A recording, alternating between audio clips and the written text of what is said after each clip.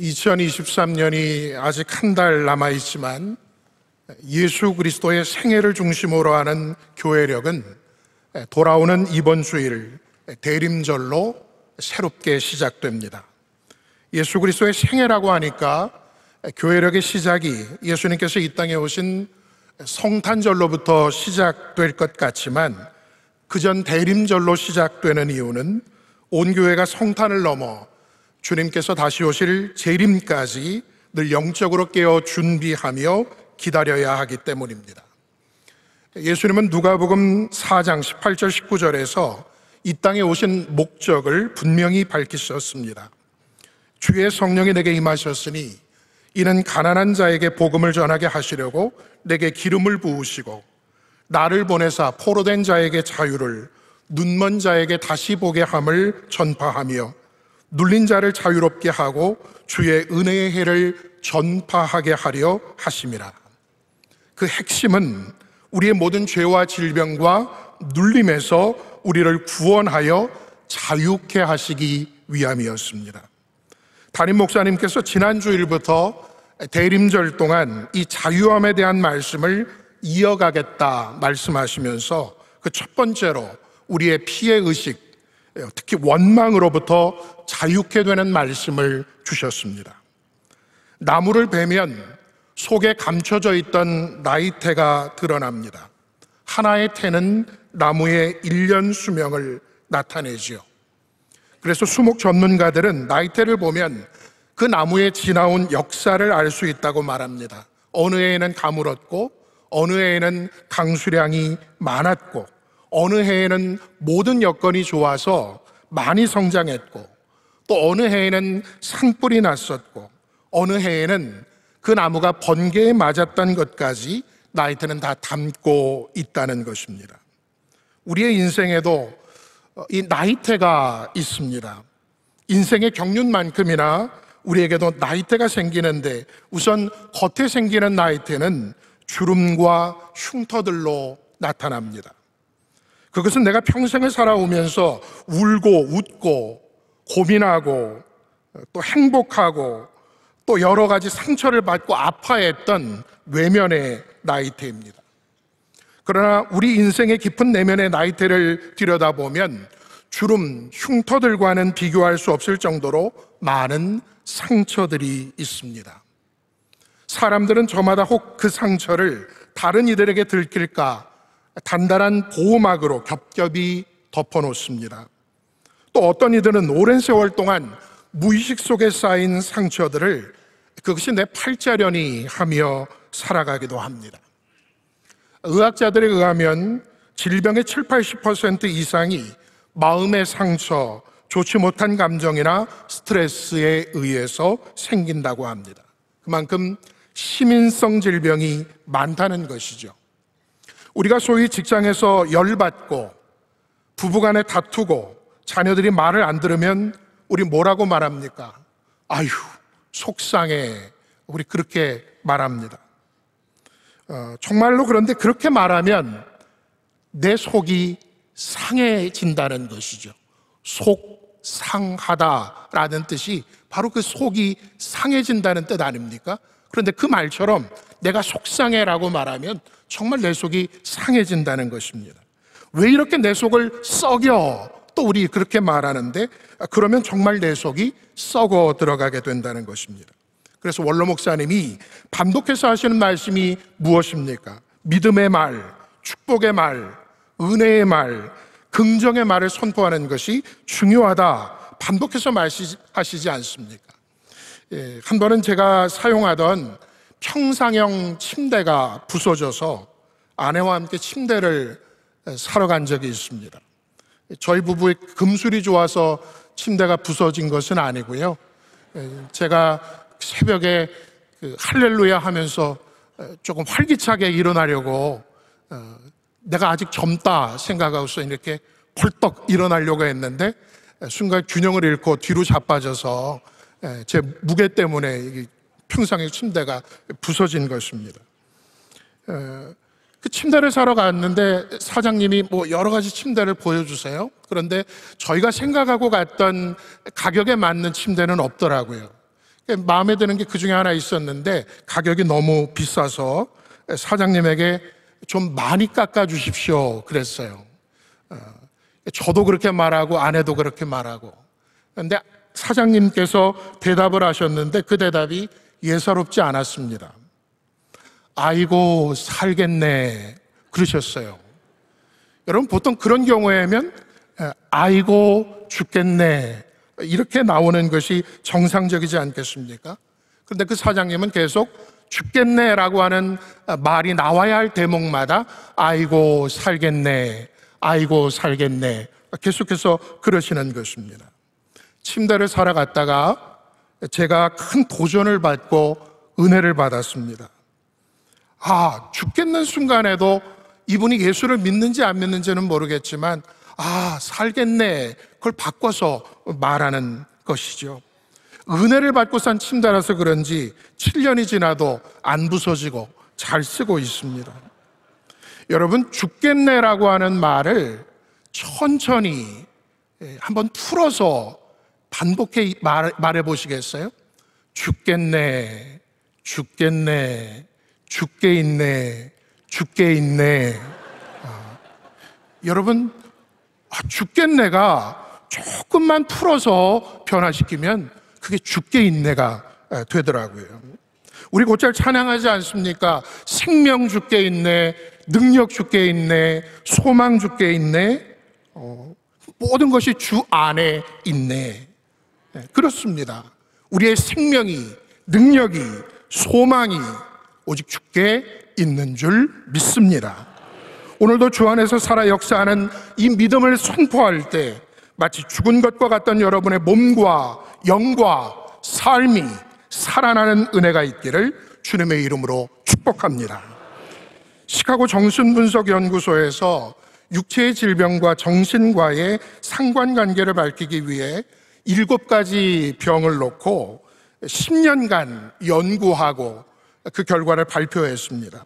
연구 결과에 따르면 12지장 궤양은 말로든 행위로든 상처를 많이 받은 사람에게서 주로 나타났습니다. 궤양성 대장염은 이러저러한 일을 하다가 잘못돼서 희망을 잃어버린 사람들에게 주로 나타났습니다. 기관지 천식은 주로 어머니나 소중한 사람과 결별하여 힘들게 살아가는 사람에게 나타났고, 신경성 피부염은 주로 육체적 욕망을 억제하는데 갈등을 겪는 사람들에게서 많이 나타났다고 합니다. 그렇다고 옆에 있는 분들 얼굴에 뾰루지가 났다고 이상하게 쳐다보지 마시고요. 그것은 어젯밤 늦게 라면 먹고 잠을 잘 못 자서 난 뾰루지니까 이상하게 볼 것은 없습니다. 또 갑상선 질환은 주로 공포가 심한 사람들에게 주로 나타났다고 합니다. 그리고 요즘 현대인들이 많이 앓고 있는 고혈압과 관절염은 주로 적대적인 감정을 가진 사람들에게서 많이 나타났습니다. 물론 병이라는 것이 우리의 잘못된 생활 습관과 식생활과도 관계가 있지만 오랫동안 쌓인 상처와 그로 인한 상실과 분노의 마음, 삐뚤어진 태도와도 상당히 밀접한 관련이 있다는 것입니다. 오늘 새벽 하나님은 주신 말씀을 통해서 우리가 육적으로나 영적으로나 건강한 삶 살기를 원하시며 존귀하신 하나님의 이름을 계시하십니다. 여호와 라파, 치료하시는 하나님이십니다. 본문을 얼핏 보면 물이 없어서 목마른 것과 치료가 도대체 무슨 상관이 있나 생각할 수 있습니다. 하지만 본문을 더 깊이 묵상하면 하나님은 이스라엘 백성들이 미처 생각하지도 못했던 아주 오래된 내면의 상처와 악습을 끄집어내십니다. 아시는 바대로 이스라엘은 430년간 애굽에서 노예 생활을 했습니다. 자유는 박탈당했고 온갖 학대를 받았습니다. 하지만 시키는 대로 하기만 하면 먹고 사는 데에는 지장이 없었습니다. 그러다 보니 타성이 생겨서 창조적인 도전 정신을 잃어버리고 또 쉽게 포기합니다.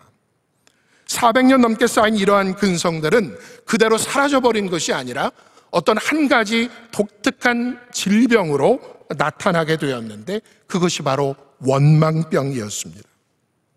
이러한 병세는 이미 이스라엘이 홍해를 건너기 전부터 나타났습니다. 출애굽한 이스라엘 앞을 홍해가 가로막고 뒤에는 수많은 애굽의 병거들이 쫓아옵니다. 그러자 곧바로 원망병이 발동한 백성들이 모세에게 따집니다. 애굽에 매장지가 없어서 우리를 이끌어내 이 광야에서 죽게 하느냐? 애굽 사람을 섬기는 것이 광야에서 죽는 것보다는 낫겠다. 그러나 전능하신 하나님께서 큰 동풍을 일으키셔서 물을 가르심으로 이스라엘을 안전히 건너게 하셨고, 뒤쫓던 애굽의 병사들은 홍해에다 수장시켜 버리시니까 좀 전까지만 해도 원망하던 백성들은 이번에는 큰 소리로 하나님을 찬송합니다. 그것이 바로 오늘 본문은 바로 앞에 나옵니다. 내가 여호와를 찬송하리니 그는 높고 영화로우심이요 말과 그 탄자를 바다에 던지셨음이로다.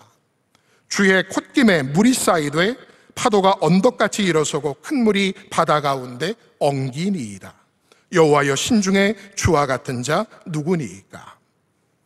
그런데 이러한 기쁨과 감사는 사흘이 채 못 갔습니다. 홍해를 건넌 이스라엘은 사흘간 광야길을 걸었는데 가죽 부다에 담아 갔던 물은 이미 바닥에 난 상태였습니다. 저들이 마라라는 곳에서 드디어 물을 만났는데 아랍 사람들에게는 고대로부터 마라의 물은 이 세상의 모든 물 가운데 가장 나쁘다라는 격언이 있을 정도로 도저히 마실 수 없는 물이었습니다. 마라가 그래도 명색이 오아시스인데 이처럼 마실 수 없는 쓴물이 된 것은 이유가 있습니다. 성지순례에 갔을 때 마라의 샘 앞에서 사진을 찍었는데 그 뒤로 보이는 것이 홍해였습니다. 그러니까 홍해와 마라는 상당히 가까운 것이죠. 여러분, 그 홍해는 여름이 되면, 우기가 되면 범람했는데 범람한 바닷물이 바로 마라의 우물까지도 덮어버렸던 것입니다. 여름에 바닷물 맛 보셨지요? 짜다 못해 어떻습니까? 써서 우리가 계속해서 연신 뱉어내고 물로 입을 헹구곤 합니다. 여러분, 바로 그래서 마라의 물이 쓴 물이 된 것입니다. 간만에 오아시스를 만나고 물을 만난 백성들은 앞다투어 달려가서 허겁지겁 물을 들이켰을 것입니다. 그러나 곧 그것이 마실 수 없는 쓴물인 것을 알게 되었을 때 저들의 원망병은 다시 도집니다. 사람이 살다 보면 때로 원망할 수도 있지 그게 뭐 그리 심각합니까? 그런데 원망은 대단히 심각한 병입니다. 이스라엘 백성들의 생사가 바로 그 원망으로 결정이 됐고요, 가나안 땅에 들어가고 못 들어가고도 바로 그 원망으로 인하여 결정되었기 때문입니다. 사랑하는 성도 여러분, 430년간의 상처와 악습이 이스라엘에게는 원망병으로 나타났지만 우리가 갖고 있는 상처와 피해의식은 어떤 질병으로 나타날지 모릅니다.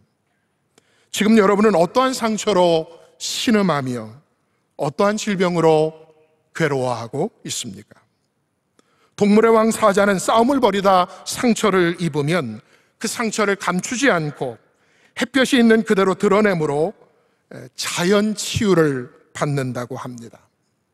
세상에서는 혹 내 상처와 약함이 드러나면 사람들이 하이에나 떼처럼 달려들어서 나를 물어뜯을까 염려하여 꼭꼭 숨기고 감춰두어야 했지만 성전 주님 앞에 나와서는 그럴 필요가 없습니다.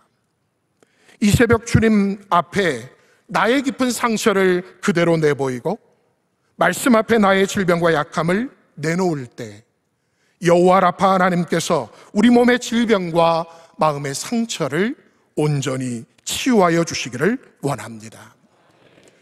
우리가 하나님의 치유하심을 경험하기 위해서는 본문에 나오는 두 가지 처방을 쫓아야 합니다. 첫째로, 백성들은 원망했을지라도 모세는 그 문제를 그대로 들고 하나님 앞에 나아가 부르짖었다는 사실에 우리는 주목해야 합니다. 원망은 우리의 소망을 갉아먹는 치명적인 독입니다. 그러나 기도는 우리에게 소망을 불어넣어주고 더 나아가 소망의 결실을 맺게 하는 명약입니다. 기도가 병의 치료에 무슨 영향을 미칠까? 고맙게도 의학적으로 이것을 연구한 학자가 있습니다. 독실한 크리스찬이며 미국의 심장질환에 권위 있는 의사인 랜돌프 버드 박사가 기도가 병의 치료에 어떠한 영향을 미치는지 과학적으로 증명하고 싶었습니다. 오랜 기도 후에 성령께서 지혜를 주셨는데 샌프란시스코 병원에 있는 입원 중이던 393명의 심장질환자들을 두 그룹으로 나누었습니다. 첫 번째 그룹은 중보기도자들에게 환자의 이름과 증세 그리고 현재의 상태에 대해서 이야기해주고 매일 시간을 정해서 그들을 위해서, 그 환자를 위해서 기도해 줄 것을 부탁했습니다. 또 두 번째 다른 그룹은 단 한 명의 중보기도자도 세우지 않았습니다. 약 10개월이 지난 후에 두 그룹을 비교했을 때 그 그룹의 차이는 아주 현저했습니다. 중보 기도를 받은 첫 번째 그룹은 그렇지 않은 그룹보다 5분의 1 수준에 불과한 적은 항생제 치료를 받았습니다. 수술 후에 폐에 물이 고인 경우도 두 번째 그룹에 비해서 3분의 1 정도밖에 되지 않았습니다. 인공호흡기를 달아야 하는 경우는 단 한 사람도 없었고 10개월 안에 사망한 사망자의 수도 현저히 적었습니다. 이 연구 결과에 가장 많이 놀란 사람은 연구를 주도했던 랜돌프 버드 박사가 아니라 기도가 무슨 병 치료에 효과가 있겠느냐 연구에 제일 부정적이었던 그의 동료 윌리엄 놀란 박사였습니다. 벌써 이름부터가 논란이잖아요. 그래서 이 사람이 제일 많이 놀랐다는 거예요.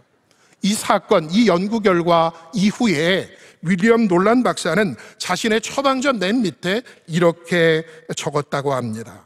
주위에 중보기도를 요청하고 하루 3번 기도하십시오. 기도한다고 뭐가 달라질까? 우리가 기도하면 여호와 라파 하나님께서 움직이십니다. 역사하십니다.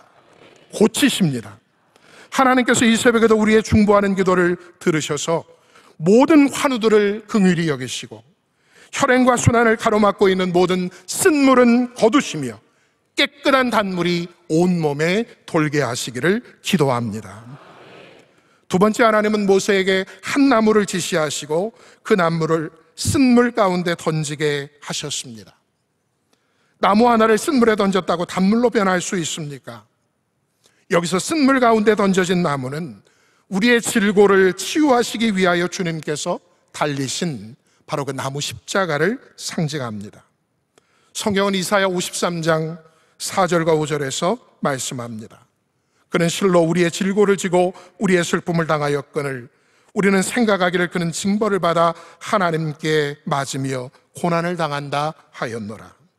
그가 찔림은 우리의 허물 때문이요 그가 상함은 우리의 죄악 때문이라.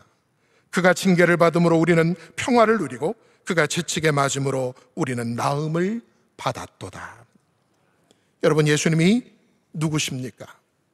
몸과 마음의 병든 자들을 위하여 의원으로 오신 치료자이십니다.